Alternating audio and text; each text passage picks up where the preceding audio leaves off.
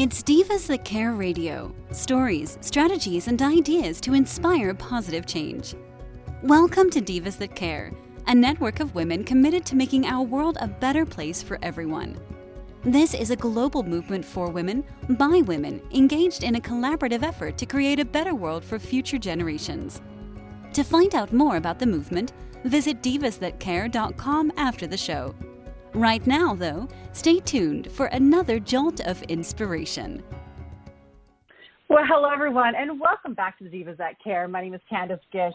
Well, guys, I am so excited you've joined us today. If this is your first time, welcome to you. I hope that you're able to go check out all of our other podcasts at divasthatcare.com.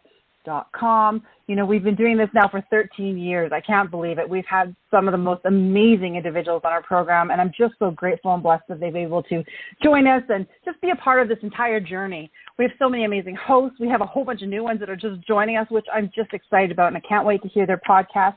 And I have this amazing guest, and I would consider her my friend, Jennifer Edinger, and she has come back today to chat with all of you guys, and I'm just so excited about what our conversation is going to be today. So, Jennifer, welcome back to the Divas That Care.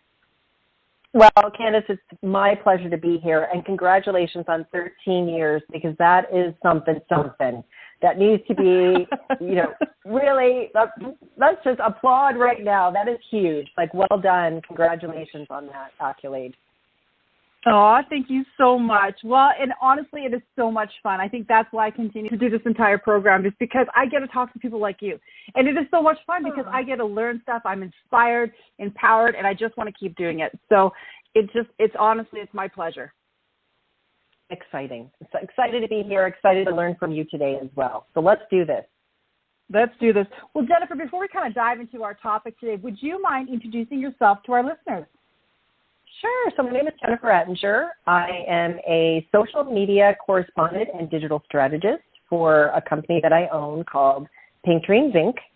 It is a company that approaches social and digital strategies from a holistic perspective. And what I mean by that, Candace, is body, mind, and spirit is integrated into the content, along with what people know as holistic marketing from a traditional sense, which is an integration of marketing, PR, digital, social integrations. And also I own a company for 20 years called Fit Your Style. And that was stemmed because at one time in my life, I was bedridden, and holistic properties completely changed my life. So no matter what I'm touching, whether it is social or fitness and health, it always stems from a holistic point of view. I love that. You're using the entire body and mind and spirit. And I really respect that, because I think a lot of people are doing that now. It's before in the past, it was something that people were kind of like, what does that mean? But now we're realizing that everything is connected, and our lives, yes, we need to do that. So today we're going to be talking about this holistic lifestyle. So let's chat a little bit about that and why it's really important. Well, again, because it changed my life, holistic body, mind, and spirit, and really understanding myself and listening to myself. I always share, Candace, that the body's always speaking. It's whether or not we listen.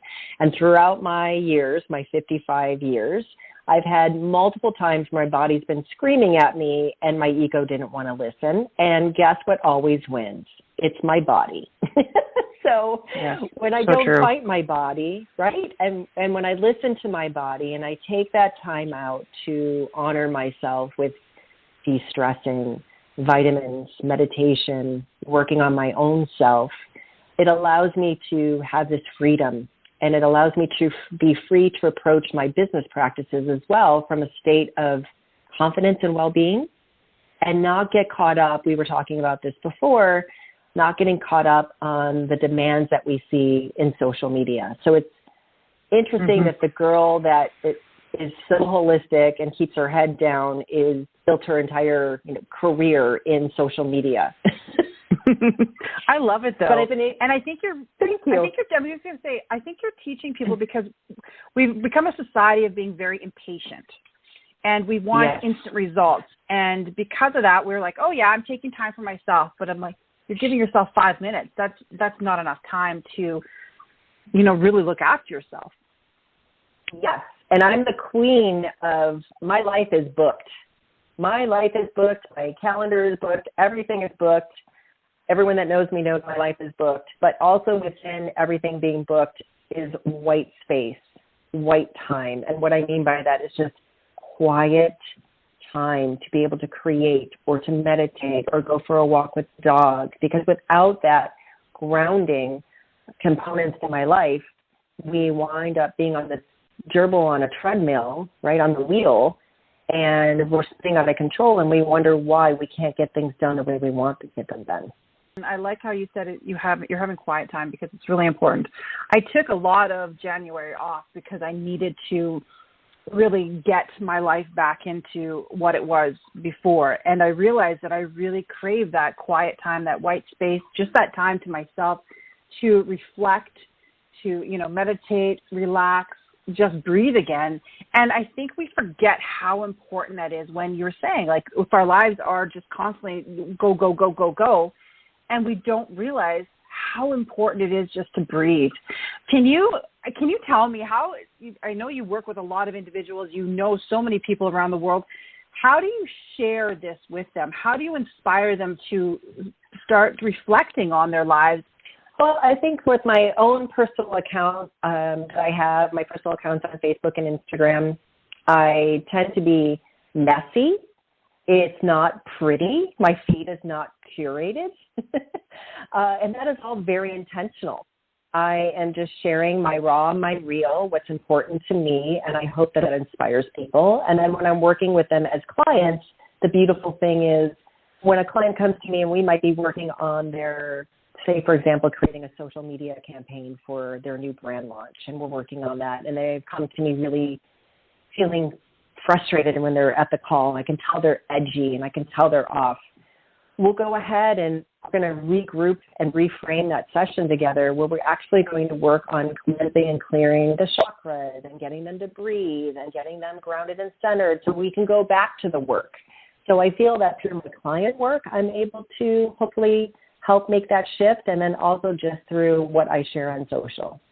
I really love that. Congratulations. I think that is so cool because, even in my life, it's very overwhelming, and you don't always think about stuff like that. And for you to help others through that, it helps them be more authentic, I think, in designing their social media brand, correct? If they're able to really find themselves, they're not going to put something that's fake out there. They're going to be putting something that is really, truly who they are. Well said. And Candace, it's scary. It is very scary. I don't know, if I had a dime, that famous, phrase, if I had a dime for every person that says to me, I can't, mess up my feed, or I can't share another person's, I'm collaborating with them, but I can't put them on my feed because then it's not going to look pretty. It's like, what is the core essence here? Is it the relationship with the collaboration? Is that where the depth of importance is? Or on this false perfection of a pretty feed because you feel that that's what the world wants from you? Why don't you share what you want to share with the world? Don't let the world dictate what they think you should be sharing, right? It's a reversal. It's putting yourself first. I love that. Isn't that so cool? So tell me, what are your thoughts on filters? So this is something that I see all the time now. Yes. And I think, that's not what they look like. I just saw them. But people use these filters for, like you're saying, like, do we need to show this perfection out there? Or is it not okay just to be who we are anymore? What are your thoughts on that?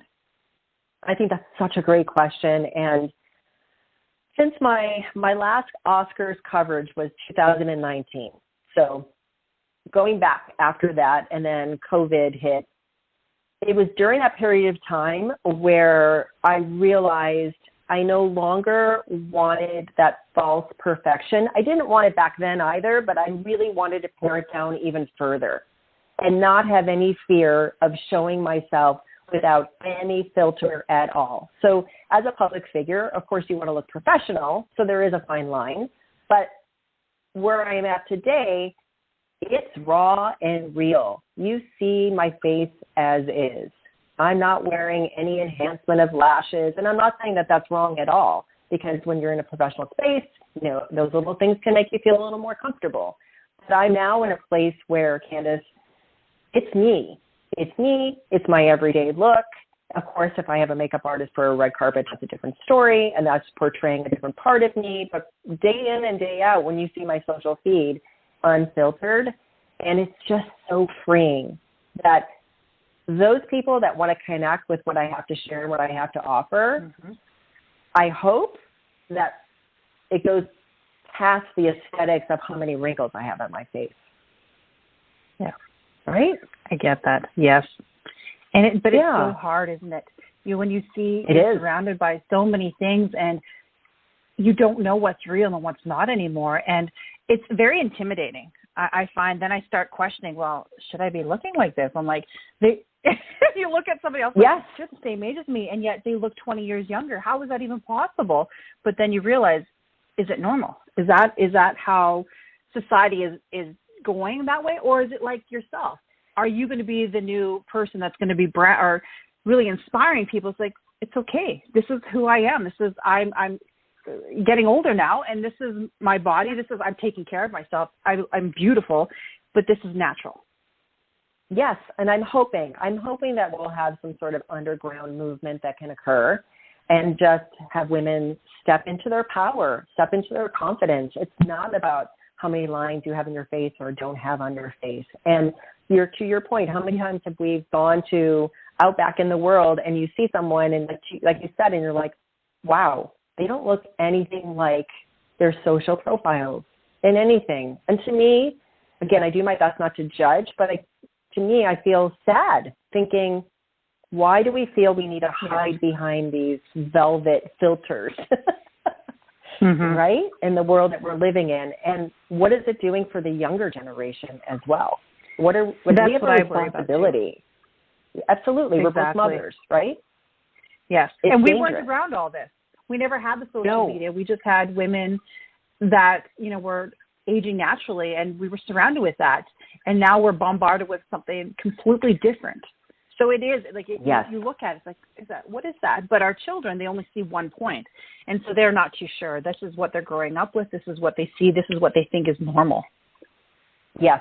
And so it's very scary. And it's important for us to try to show them other people that are aging gracefully, that are beautiful in their own right and successful in their own right, and show them that there's other options for them as well, just so they know it's not one way, right? Exactly. And I don't. And I know what you mean exactly, because I try not to do, I don't do a lot of things.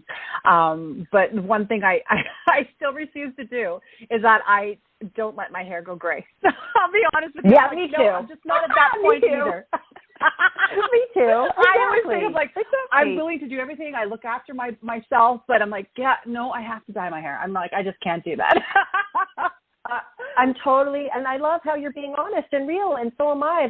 I'm not here to judge anyone, but we're here to say, where's that fine line between enhancing to make yourself feel confident and versus hiding behind or feeling like we can't show our true selves, right? That is exactly.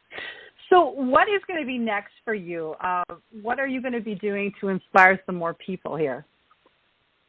Well, I'm very excited. I just launched Pink Dreams University, which is going to be a group course for social media from a holistic perspective. I have never taught from a group course environment. It's always been one-on-one. Nice.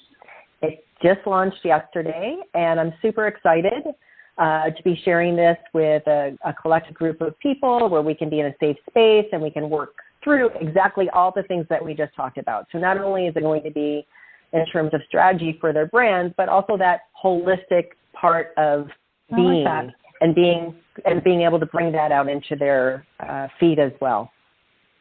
Oh my goodness, that's fantastic. Are you going to be doing this again, so that maybe some of our other listeners that are interested in joining, they could possibly connect with you and be a part of a group like that?